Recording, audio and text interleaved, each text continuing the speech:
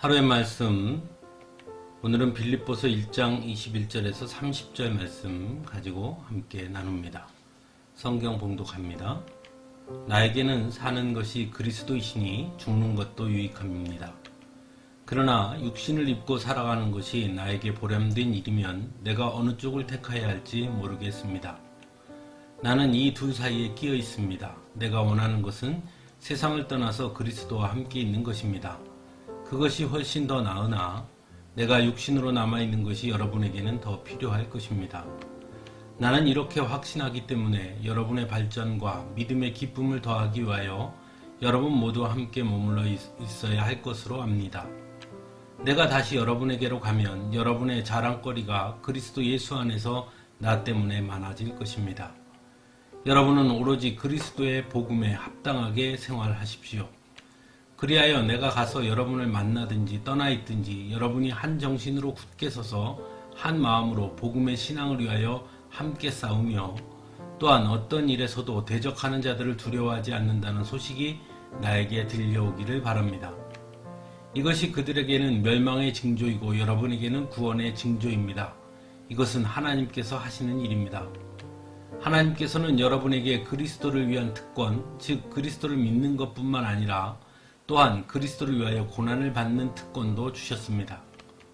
여러분은 내가 하는 것과 똑같은 투쟁을 벌이고 있습니다. 여러분은 내가 그렇게 하는 것을 보았으며 내가 그렇게 하는 것을 지금 소문으로 듣습니다. 아멘. 사도 바울의 기준은 언제나 예수 그리스도였습니다. 그래서 오늘 본문에서도 나에게는 사는 것이 그리스도이시니 죽는 것도 유익함이라 라고 말합니다. 이처럼 모든 것의 기준을 예수 그리스도로 삼은 사도 바울은 그의 삶의 목표와 목적 역시도 언제나 예수 그리스도였습니다. 그래서 내가 원하는 것은 세상을 떠나서 그리스도와 함께 있는 것이지만 자신이 육신으로 남아있는 것이 빌립보 교회 성도들에게 더 필요한 것이라고 전합니다. 즉 사도 바울은 자신의 목표와 목적을 위해 선택한 것이 아니라 바로 예수 그리스도를 목표와 목적으로 삼았기에 예수 그리스도와 성도들에게 유익된 것을 선택하겠다고 선언하고 있는 것입니다. 또한 빌립보서는 사도 바울이 감옥에 갇힌 상태에서 쓴 옥중서신입니다. 그래서 사도 바울은 내가 다시 여러분께로 가면 여러분의 자랑거리가 그리스도 예수 안에서 나 때문에 많아질 것입니다. 라고 말합니다. 즉 사도 바울은 감옥에 갇혀 있으면서도 결코 낙심하거나 절망하지 않았다는 것입니다. 오히려 그는 빌립보 교회 성도들을 다시 만날 것을 여전히 기대하고 있습니다. 그리고 자신을 통해 빌립보 교회 성도들이 그리스도 예수 안에서 자랑거리가 많아지게 될 것임을 전하고 있는 것입니다. 이러한 사도 바울의 모습은 참으로 놀랍습니다. 어떻게 사도 바울은 이처럼 위대한 신앙인의 모습으로 또한 하나님께서 맡겨주신 사명을 그토록 너끈히 감당할 수 있었을까요? 그것은 사도 바울이 빌립보 교회 성도들에게 전하고 있는 권면을 통해 어느 정도 알 수 있습니다. 사도 바울은 27절에서 빌립보 교회 성도들에게 그리스도의 복음에 합당하게 생활하라고 권면합니다. 그리고 그것은 오직 한 마음으로 복음의 신앙을 위하여 함께 싸우고 어떤 일에서도 대적하는 자들을 두려워하지 않아야 되는 것이라고 전하고 있습니다. 즉 사도 바울은 자신은 언제나 복음에 합당하게 생활하려고 노력한 사람이었다라는 것입니다. 또한 언제나 교회의 일치를 위해 대적자들과 싸웠으며 결코 대적자들을 두려워하지 않았다는 것입니다. 그런데 여기서 대적자들이라 함은 바로 로마의 권력인 것입니다. 그리고 그 힘에 의해 사도 바울은 지금 감옥에 갇혀 있기도 한 것입니다. 그럼에도 불구하고 사도 바울은 두려워하지 않았다는 것입니다. 이러한 그의 담대한 믿음이 하나님께서 맡겨주신 사명을 감당할 수 있도록 한 것입니다. 그렇다면 그의 담대한 믿음의 근원은 또한 무엇이었을까요?